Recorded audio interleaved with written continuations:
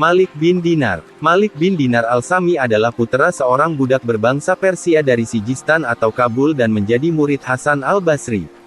Ia terhitung sebagai ahli hadits sahih dan merawikan hadits dari tokoh-tokoh kepercayaan di masa lampau seperti Anas bin Malik dan Ibnu Sirin. Malik bin Dinar adalah seorang kaligrafer Al-Quran yang terkenal. Ia meninggal sekitar tahun 130 Hijriah atau 748 Masehi. Mengapa ia dinamakan Malik bin Dinar dan bagaimana ia sampai bertaubat? Ketika Malik dilahirkan, ayahnya adalah seorang budak tetapi Malik adalah seorang yang merdeka. Orang-orang mengisahkan bahwa pada suatu ketika Malik bin Dinar menumpang sebuah perahu. Setelah berada di tengah lautan, awak-awak perahu meminta, "Bayarlah ongkos perjalananmu." "Aku tak mempunyai uang," jawab Malik.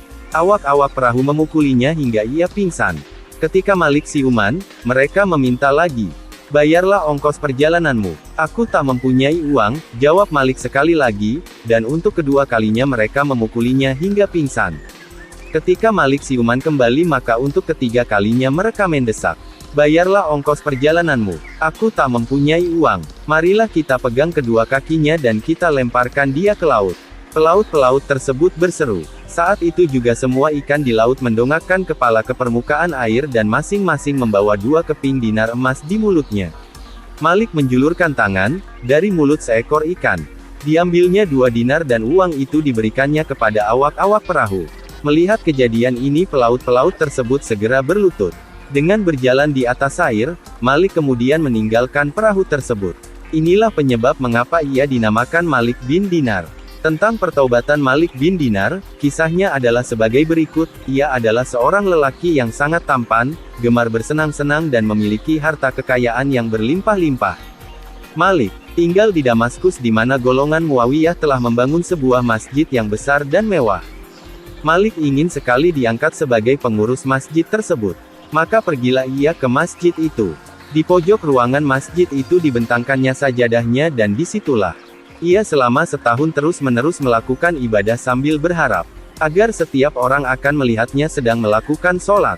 Pada suatu malam ketika ia sedang asyik menikmati musik dikala semua teman-temannya telah tertidur, tiba-tiba dari kecapi yang sedang dimainkannya terdengar sebuah suara, "Malik, mengapakah engkau belum juga bertaubat?" Mendengar kata-kata yang sangat menggentarkan hati ini, Malik segera melemparkan kecapinya dan berlari ke masjid. "Selama setahun penuh, aku telah menyembah Allah secara munafik," ia berkata kepada dirinya sendiri. "Bukankah lebih baik, jika aku menyembah Allah dengan sepenuh hati? Aku malu. Apakah yang harus kulakukan seandainya orang-orang hendak mengangkatku sebagai pengurus masjid? Aku tidak akan mau menerimanya." Ia bertekad untuk khusyuk kepada Allah. Pada malam itulah untuk pertama kalinya sholat dengan sepenuh keikhlasan. Keesokan harinya, seperti biasa, orang-orang berkumpul di depan masjid. "Hai, lihatlah dinding masjid telah retak-retak," mereka berseru. "Kita harus mengangkat seseorang pengawas untuk memperbaiki masjid ini." Maka mereka bersepakat bahwa yang paling tepat menjadi pengawas masjid itu adalah Malik. Segera mereka mendatangi Malik yang ketika itu sedang sholat. Dengan sabar mereka menunggu Malik menyelesaikan sholatnya. "Kami datang untuk memintamu agar sudi menerima pengangkatan kami ini," mereka berkata. "Ya Allah," seru Malik, "setahun penuh aku menyembahmu secara munafik dan tak seorang pun yang memandang diriku. Kini, setelah diserahkan jiwaku kepadamu, dan bertekad bahwa aku tidak menginginkan pengangkatan atas diriku, engkau menyuruh 20 orang untuk mengalungkan tugas tersebut ke leherku. Demi kebesaranmu, aku tidak menginginkan pengangkatan atas diriku ini." Malik berlari meninggalkan masjid itu kemudian menyibukkan diri beribadah kepada Allah, dan menjalani hidup prihatin serta penuh disiplin. Ia menjadi seorang yang terhormat dan soleh. Ketika seorang hartawan kota Basrah meninggal dunia dan ia meninggalkan seorang puteri yang cantik, si puteri mendatangi Sabit al-Bunani untuk memohon pertolongan.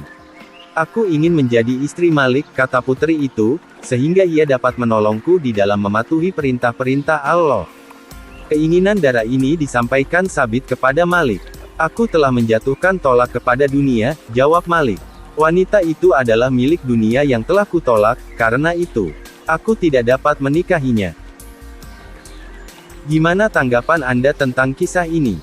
Oh ya, jangan lupa subscribe dan ketuk loncengnya agar bisa mengikuti kisah-kisah yang baru diupload. Mudah-mudahan bisa menghidupkan hati yang mati dan menumbuh suburkan semangat untuk ibadah.